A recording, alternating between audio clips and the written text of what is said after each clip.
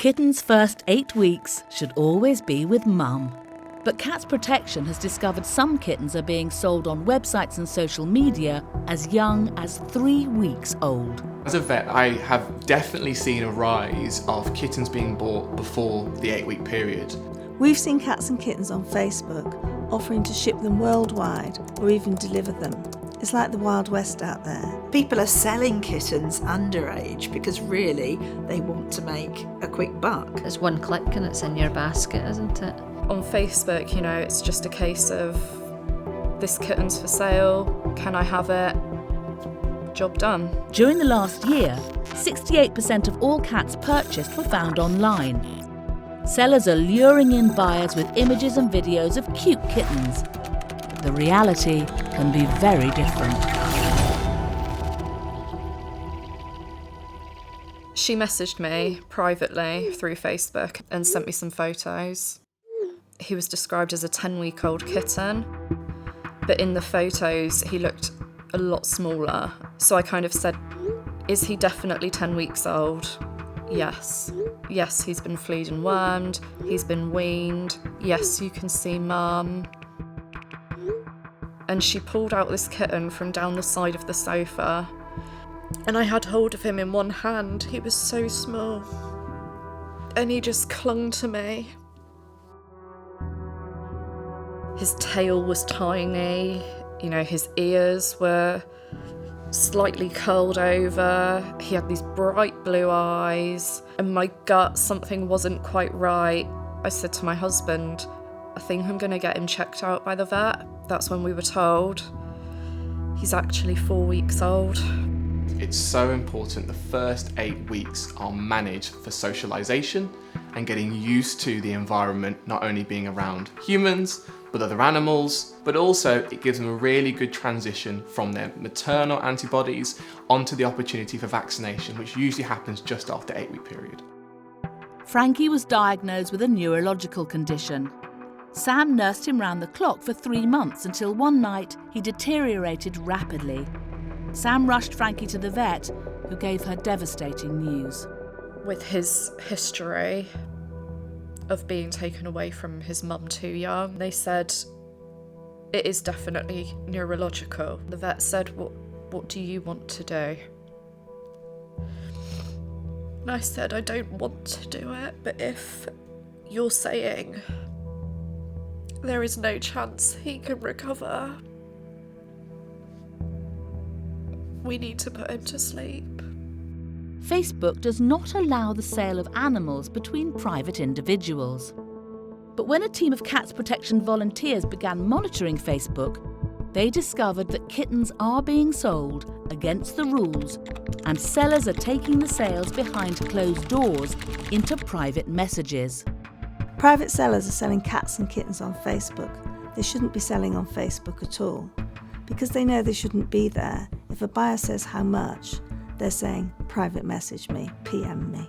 So social media has had such a huge effect on the way that we see our pets. There is an increased demand, but it's so much more lucrative than it used to be. We have unconventional breeders and sellers getting involved because they're seeing the value of it. They can make money from it, and quite enormous amounts of money. As a result, these living beings that have needs and complex requirements are now becoming commodified animals. People are selling kittens underage because really they want to make a quick buck. It's more work if they have to keep them for longer, so they want to basically get rid of the kittens and make the money as quickly as possible. And so they're pretending they're older than they are so they can get them out there. The Pet Advertising Advisory Group sets out voluntary minimum standards for the content of online adverts. Classified advertising sites Gumtree, Pets for Homes and Pre-Loved, amongst others, have signed up to these minimum standards.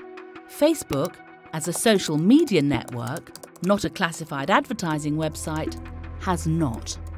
We've seen cats and kittens on Facebook offering to ship them worldwide or even deliver them. It's like the Wild West out there.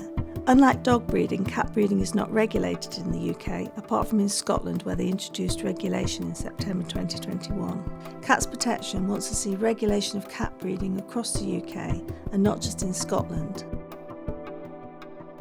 Cookie was sold on Gumtree and later adopted by Dawn Chambers, a veterinary practice manager that works with cats protection. Cookie is blind, but very nearly lost much more than his sight. When Cookie came in, he was tiny. He fitted in the palm of your hand. It was heartbreaking. We'd never had a cat in with such a bad infection before. We didn't know what the outcome would be, how badly his eyes would be affected, even if he would survive. There was no further assessment. It was just straight in for the emergency treatment that he needed. The story I heard about the original owner was it was an elderly lady who had been looking through Gumtree and seen kittens for sale. So she contacted the breeder and arranged to meet him. She got a taxi to the address that she was given, rolled down the window, and from what I can make out was handed Cookie through the window. But she handed the money over. When she got home and had a good look at him, she realised that he had quite a bad infection in his eyes and in his face. The vets reckoned he was about 4 weeks old then and had been sold at 3 weeks old. Cookie was just an internet transaction. It was just cash out a window and your goods handed back in again. It could have been anything that they were selling. I think now that people are buying off of the internet, Gumtree, Facebook, it's easier to buy a kitten, so a lot of them are spur of the moment purchases, so they don't really know what to look for when they get there, what questions to ask.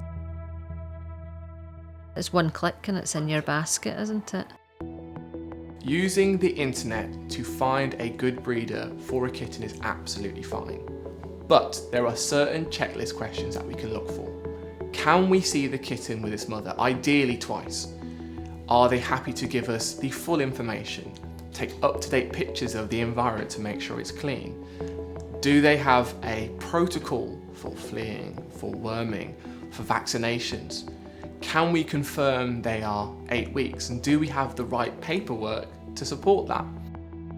A recent government survey discovered that over a quarter of UK cat or dog owners say they noticed a suspicious seller or advert while purchasing their last cat or dog.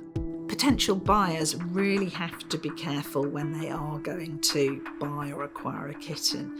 And the things they really should be aware of are if you are pressurised into making a decision very quickly, if you're told, if you don't come and pick this kitten up within the next hour or two, it'll be gone. Those are really, really big red flags. Hannah was subjected to high-pressured sales tactics when she bought her kitten on Gumtree. The seller wouldn't let her in the house, so she was forced to buy her kitten in the street. Fearful of retribution, she would only speak anonymously. I bought Bella on Gumtree. The advert said she was 8 weeks old and ready to go. I messaged the seller first through the website, and then quite quickly we moved to WhatsApp. She really pressurised me, but kittens were selling so fast online that I felt I had no choice. She told me I had to buy the kitten within 2 hours or she was going to sell it to someone else. I went to the address she gave me and a guy came out with a kitten in a carrier. I asked him again, was she 8 weeks old? And he said, yes, she was. When I got her home, she looked so tiny and so unwell that I took her to the vet. And he said she looked more like 4 or 5 weeks old. She died a couple of days later. When people buy underage kittens, to be honest, it's not what they're intending. It is a really emotional purchase. And if people haven't done their research, then often they've no idea what an 8-week-old kitten looks like. Buyers can look out for a few key things. One is eye colour. If it's blue, probably the kitten is too young. They should weigh round about 800 grams or possibly more. They should have nice, clean eyes, clean nose, clean bottom, and no sign of anything like any fleas or other parasites. It's not just about the awful things that happen to the kittens. Actually, the mothers can have a terrible time because they're having 3 litters a year or whatever and often not being looked after very well. So the whole thing is really terrible for cat welfare.